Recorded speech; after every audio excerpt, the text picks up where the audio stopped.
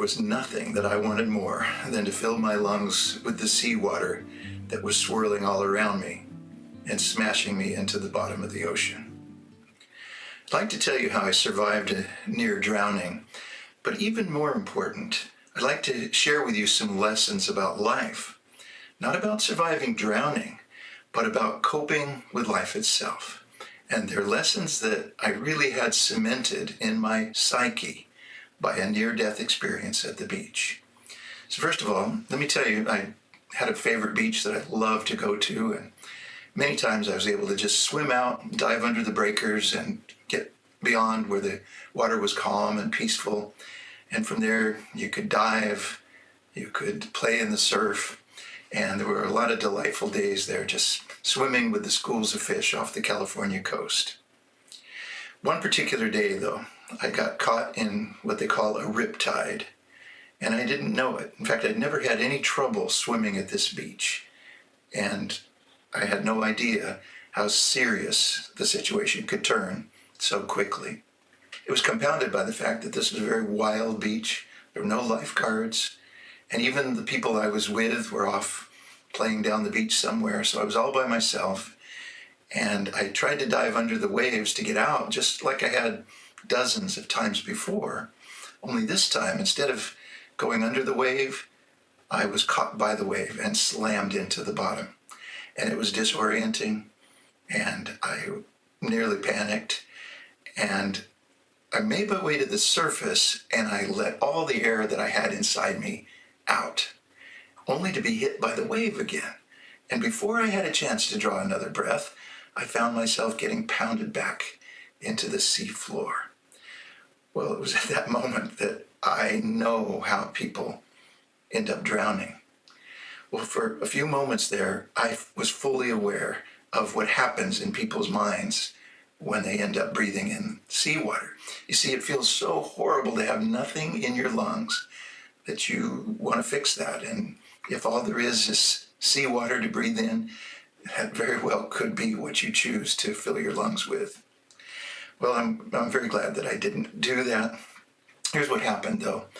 I broke through the surface, and I had just enough time to fill my lungs with air. And then I got hit again by another wave. And I got caught in that cycle for a while. And the only way I was able to prevail was to begin breathing out, exhaling, on my way to the surface. So I didn't wait until I broke free. There wasn't time to both exhale and inhale. I had to let the air out on the way up, and that took a lot of confidence. In fact, it's one of the scariest things I've ever had to do, because if you're letting the air out and you don't know for sure that you're going to be able to breathe in again, it can really mess with your head. Anyway, by letting the air out on the way up, I was able to get air, and when I got hit again by a wave, now I wasn't as disoriented, I wasn't as panicked, and I was able to begin to think my way through the situation. And I realized that this is probably what they call a riptide, and I decided that I would not try to swim directly to the beach, because I had learned that that is the way that a lot of powerful swimmers end up drowning. They exhaust themselves trying to fight the current. And by the way, if you're ever caught in a rip current, what they tell you to do is swim parallel to the beach until you can get out of that condition and make your way up to the beach. And that's what I did that day.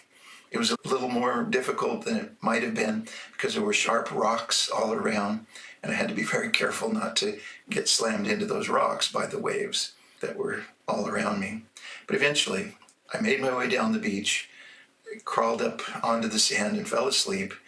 And when I woke up a couple hours later, I had one of the worst sunburns that I've ever had in my life. So that's how I got out of it. Now, my purpose is not just to teach how to survive a rip current. My purpose is to share the things that I learned that day. And the first and foremost one was that there is a type of attitude that is associated with survival. See, it involves assuming that there is a solution to a problem. And not everybody does that. In fact, a lot of people go through life, and when they're confronted with tragedy or crisis, the first assumption is that, well, this is hopeless. And as soon as we say that, as soon as we decide that there's no solution, that becomes our self-fulfilling prophecy. You see, if you believe you can, or if you believe you can't, either way, you can be right.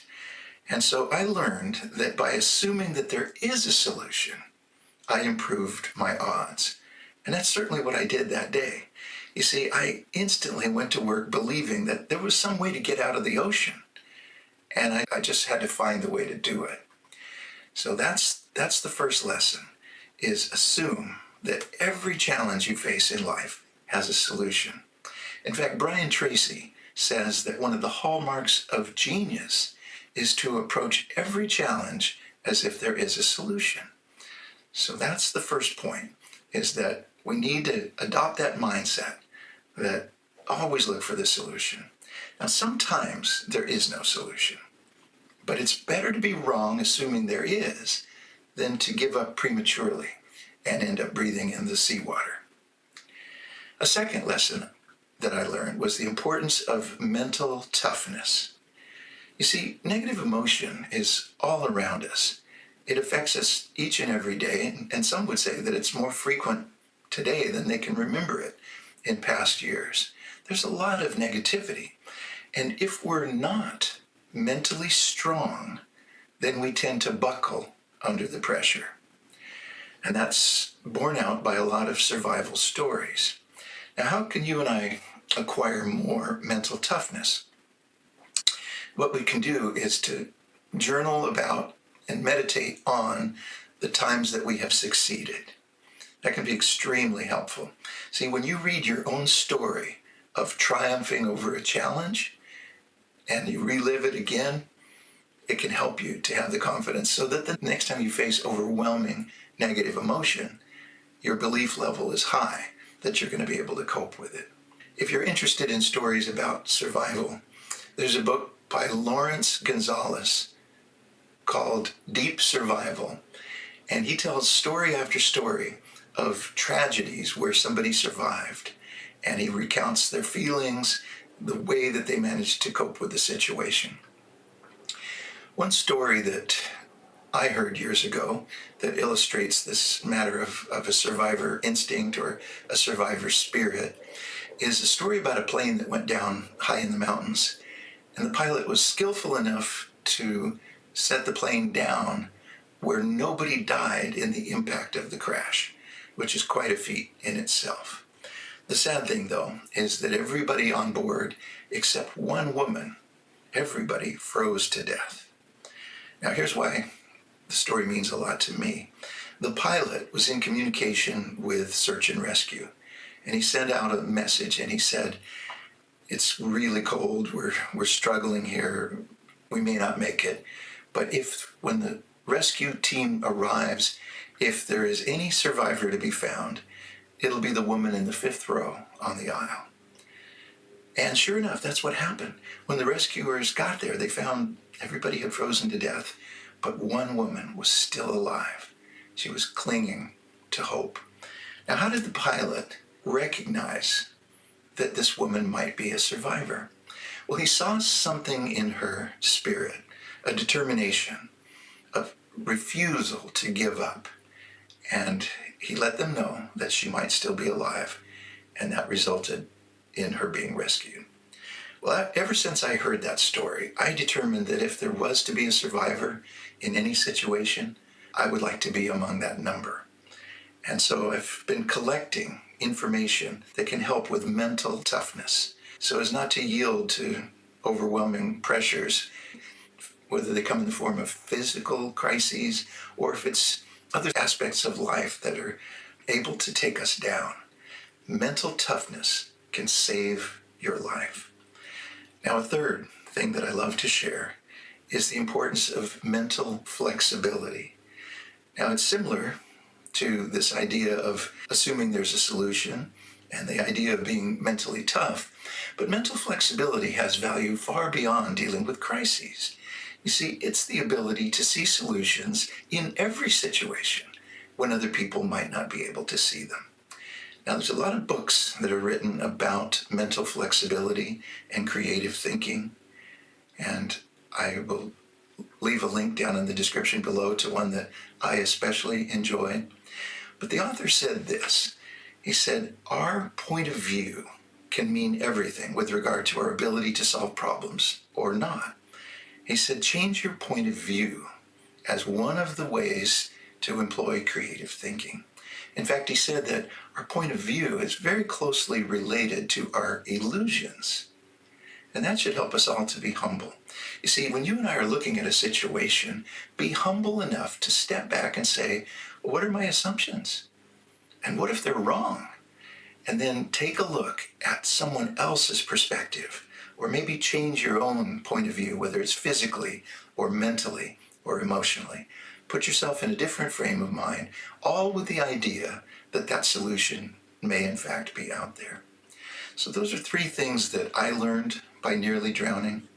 One of the reasons why I feel that it's so important to share this is that life is getting tougher. At least that's the consensus of the people around the globe that I communicate with regularly.